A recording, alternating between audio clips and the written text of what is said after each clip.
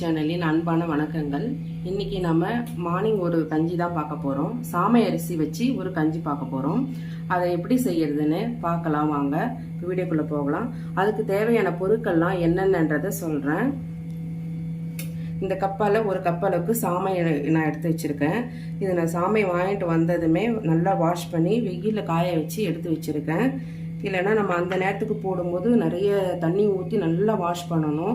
அதுக்காக தான் ஒரு அரை ஸ்பூன் அளவுக்கு சீரகம், ஒரு 1/4 டீஸ்பூன் அளவுக்கு மிளகு தூள், ஒரு 5-6 பல்லு பூண்டை நல்ல பொடியை கட் பண்ணி வச்சுக்கிறேன். தேவையான அளவு உப்பு, கொஞ்சம் தண்ணி.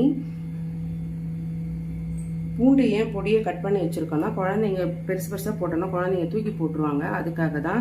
நீங்கள் இந்த கஞ்சியை வெறுமனே செஞ்சு கொடுத்தீங்கன்னா சாப்பிட பிடிக்காது சில பேருக்கு. அப்புறம் டைஜஷன் ப்ராப்ளம் இருக்குதுன்னு சொல்லுவாங்க கொஞ்சம் வயசானவங்கெல்லாம். அதனால் அவங்களுக்கு இந்த மாதிரி நீங்கள் இப்போ செய்து கொடுத்தீங்கன்னா ரொம்ப நல்லாயிருக்கும். ஒரு 2 days ஒன்ஸ் வந்து நீங்கள் சாமை, வரகு, திணை, இதெல்லாம் குதிரைவாளி அரிசி இதெல்லாம் வச்சு இந்த மாதிரி கஞ்சி செஞ்சு கொடுங்க. இது வந்து இப்போது இந்த மாதிரி ஒரு கஞ்சி செய்யலாம். அடுத்து வந்து பார்த்தீங்கன்னா நம்ம வெயிலுக்கு ஏற்ற மாதிரி இந்த சாமை அரிசி போட்டு கொஞ்சமாக சீரகம் போட்டுட்டு நல்லா வேக வச்சுட்டு அப்புறமா நம்ம மோர் அடித்து அதில் ஊற்றி ஒரு 1/2 வெங்காயம் கட் பண்ணி போட்டு நம்ம கூழ் குடிப்போம் இல்லைங்களா, அந்த மாதிரியும் குடிக்கலாம். அதுவும் ரொம்ப நல்லாயிருக்கும். இப்போ வாங்க இது எப்படி செய்யறதுன்னு பார்க்கலாம். இந்த சாமை அரிசியை நான் அதில் போட்டுக்கிறேன். இது ஒரே ஒரு தண்ணி ஊற்றி மட்டும் நான் வாஷ் பண்ண போகிறேன். இப்போ வாஷ் பண்ணிட்டு வந்துடுறேன்.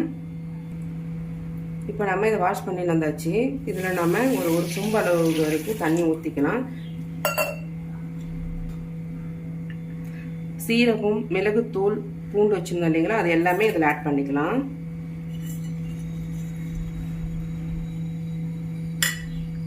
கொஞ்சமாக தேவையான அளவு உப்பு ஆட் பண்ணிக்கோங்க.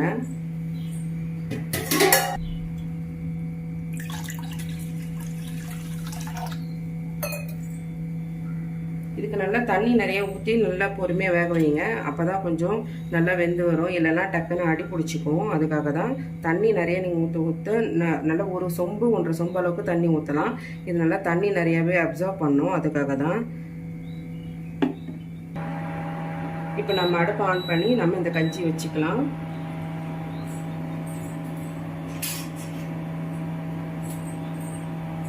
இதில் ஒரு கரண்டி போட்டு ஃபஸ்ட்டு கொஞ்சம் கலக்கி விட்டுக்கலாம்.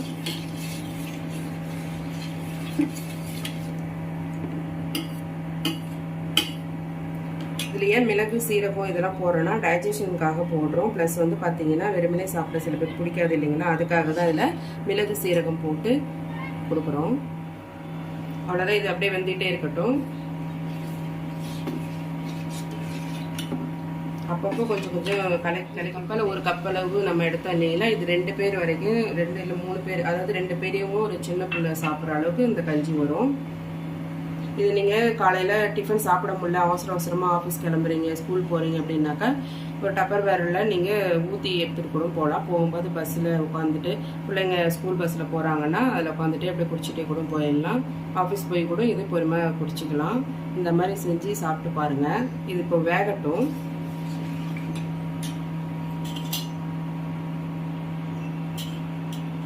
பாருங்க, கஞ்சி நல்லா வெந்து வந்திருக்கு பாருங்க. நல்லா பூத்து வெந்திருக்கு பாருங்க. இந்த அளவுக்கு நல்லா வெந்து வந்துடணும். இது ரொம்ப சீக்கிரமாகவே கஞ்சி வெந்துடும் சாமை அரிசி. உங்களுக்கு இந்த அளவுக்கு லிக்விடாக வேணுனாலும் இப்படியே நாங்கள் சாப்பிட்லாம். இல்லைன்னா இன்னும் கொஞ்சம் தண்ணி வேணுனாலும் நீங்கள் ஆட் பண்ணிக்கலாம்.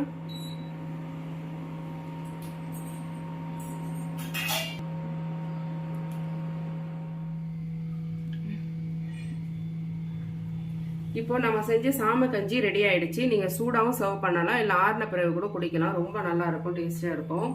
இந்த மாதிரி டிஷ்ஷஸ் உங்களுக்கு பிடிச்சிருக்கு அப்படின்னாக்கா நீங்கள் வசன்யா குக்கிங் சேனலை மறக்காமல் சப்ஸ்கிரைப் பண்ணுங்கள். பக்கத்தில் இருக்க பெல் ஐக்கானை கிளிக் பண்ணிக்கோங்க. அப்போ தான் நாங்கள் போடுற வீடியோஸ் உங்களுக்கு நோட்டிஃபிகேஷனாக வியூ ஆகும். இந்த மாதிரி டிஷ் உங்களுக்கு பிடிச்சிருக்குன்னா உங்கள் ஃபேமிலி அண்ட் ஃப்ரெண்ட்ஸுக்கு ஷேர் பண்ணுங்கள், லைக் பண்ணுங்கள். ஆரோக்கியமான உணவை சமைப்போம், நலமாய் வாழ்வோம். நன்றி, வணக்கம்.